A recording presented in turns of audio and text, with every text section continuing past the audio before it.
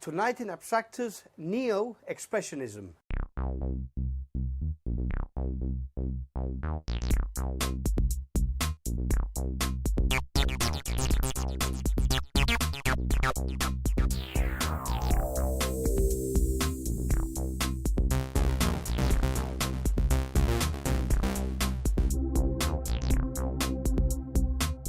Good evening and welcome to the last program of Abstractus.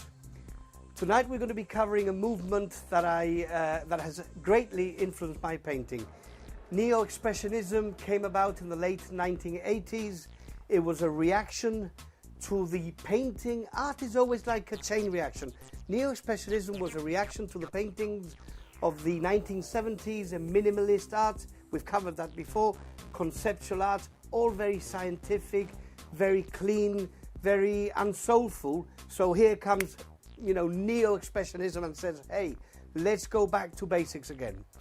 Now, I'll be talking about the movement as we go along, but the first thing we're going to do today is I like to always lead by example. I've mentioned it a few times that a painting or a canvas can be recycled and used again and again. This is a painting that went wrong. For whatever reason, I'm not happy with it. It's one of my rocks. I tried out using collage and the rock, and it did not work out as I planned it to. So what I'm going to do now is quickly cover it in white. While that's drying, I'm going to prepare the material for tonight's painting. Basically, I'm going to quickly cover it with a sort of whitish color. It's a grey actually, but I'm just want to take it back to a normal sort of white stage and very quickly cover it in white, and even maybe leave some of the texture there. I'm already beginning to like this. Obviously I'm going to paint all over this, so there'll be nothing left in the end, but I just want the white to make my work easier, because if there's too much happening I might get distracted. As I've said before in most of the other programs, I'm using emulsion paint mixed with PVA glue on a 50-50 basis, and it just quickly serves the purpose of covering the canvas. Look at that, that's taken what, 2 seconds to do? Well, 20 maybe. We'll leave that to dry now.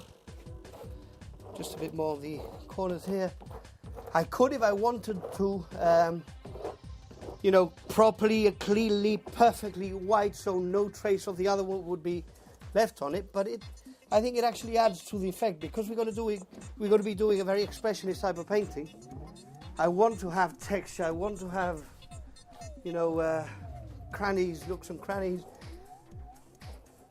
Okay, so that's virtually ready now for the drying stages. Neo-expressionist paintings are also characterized by a very harsh treatment of materials, very violent use of color, scratching, and it's a very expressive. It comes from abstract expressionism and it comes from German expressionism, two of the isms that we've covered in the past.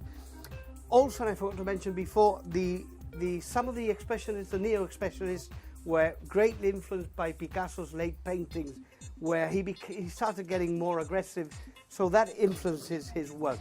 But characteristically, they're all thick paint, very sculptural, I would say. To achieve that effect, I'm going to use a material that I've used a lot before, which is called Artex, and it's this gooey stuff that you buy in any hardware store, paint shop.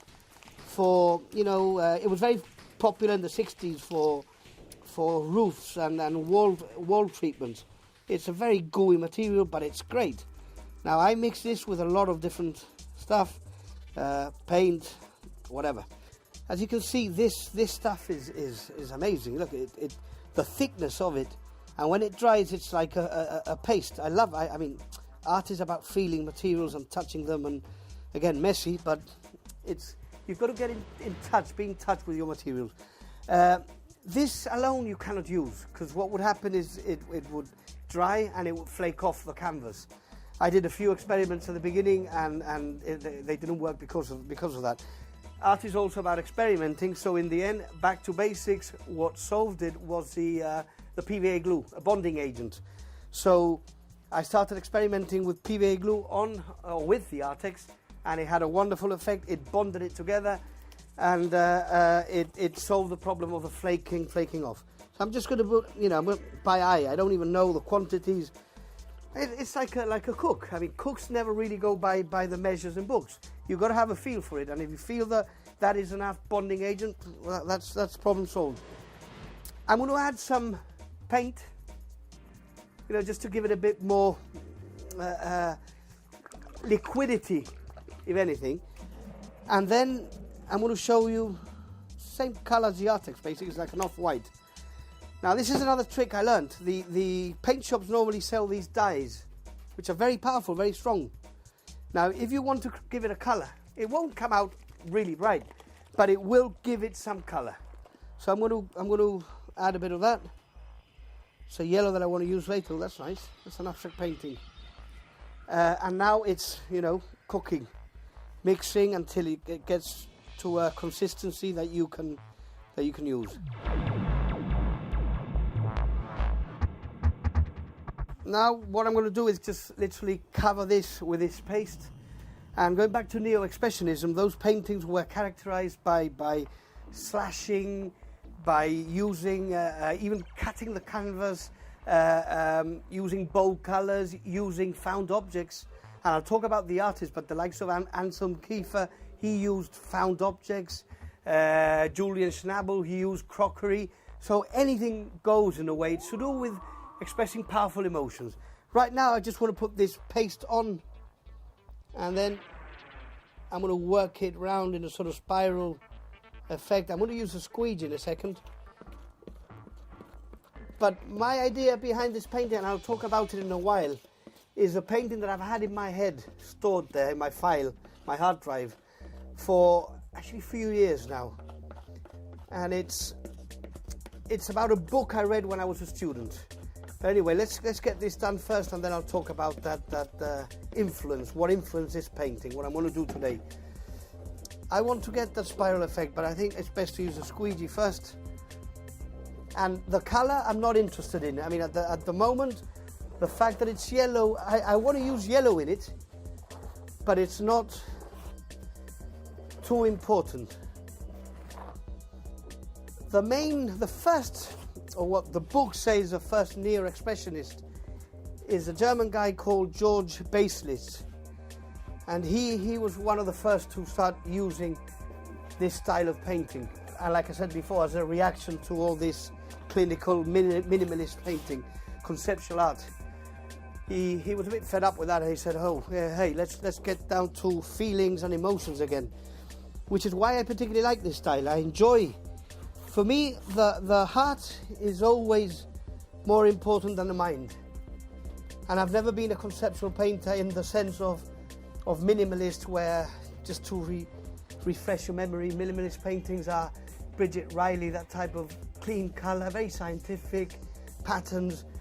That to me has never really said much. Quickly cover that.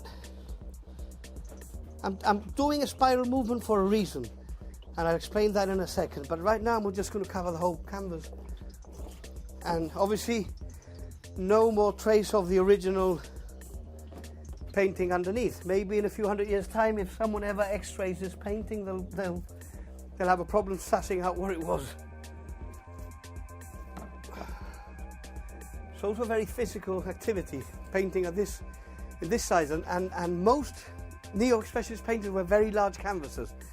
I went to see one of Baselitz's exhibition in London, the Royal Academy, a few years ago. The paintings were massive, huge, and very expressive, very, you know, the strokes are the full body, so it's tiring. If you hear any heavy breathing, it's because I'm tiring. Okay, I think we can leave that now, like that, and go to the next stage.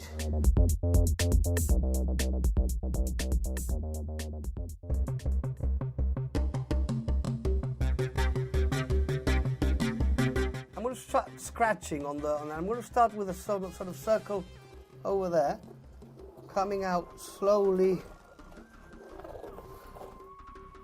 into a large spiral. I want to take the viewer into the canvas.